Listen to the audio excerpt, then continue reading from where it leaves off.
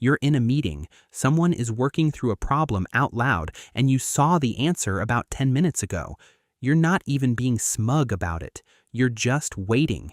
You're waiting for the room to catch up so you can say the thing without it sounding like you're showing off. And when it's finally your turn, you don't say the answer is X. You say, I might be totally wrong here, but could it maybe be something like X? Sorry if that's obvious. And someone goes, oh yeah, that's it. And you feel a small, weird wave of relief. Not because you helped, because you got away with it. You've been doing that your whole life, and you've never really sat down and asked yourself why. It's not modesty. Not really. Modesty is when you genuinely don't know how good you are. This is different. You do know. You knew the answer 10 minutes ago.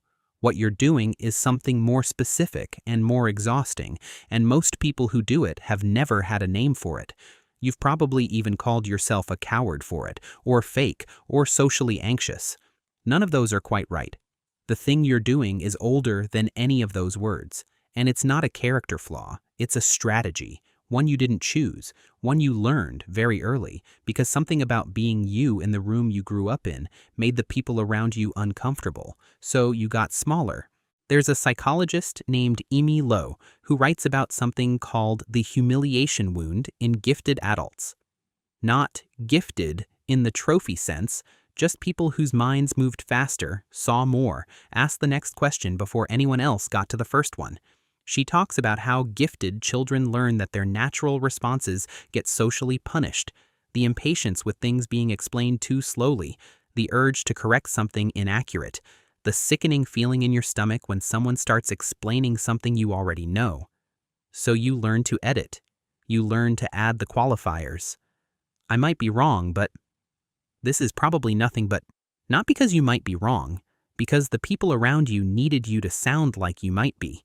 It's a way of shaving the sharp edges off your speech in case they cut someone. Like sanding down a key every time you walked through a door until you forgot the original shape. And this didn't start last year, or in your first job, or in your last relationship. It started when you were 7 or 8. You said something at the dinner table. A real observation, the kind that just came out, and an adult laughed in a way that wasn't kind.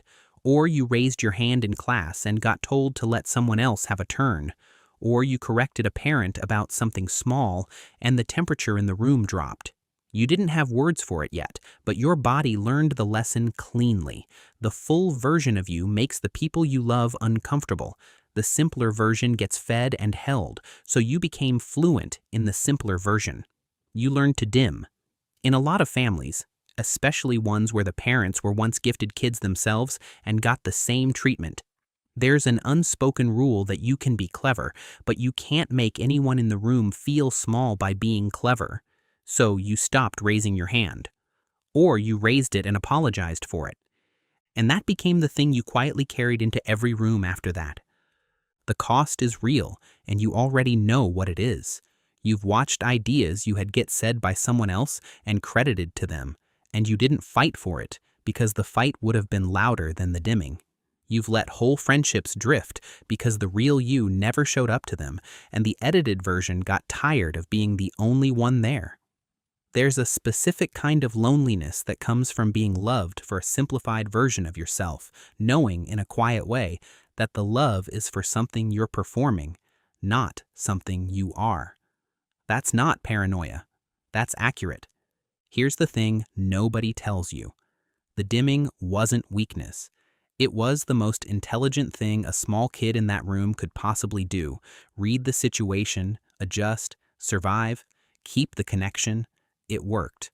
The problem isn't that you did it. The problem is you're still doing it, in rooms where nobody would punish you anymore, with people who would actually love the unedited version if you'd let them meet it. And the only way out isn't a 5-step plan or a confidence course. It's just noticing. Catching yourself the next time you reach for, I might be wrong, but when you know perfectly well you're not.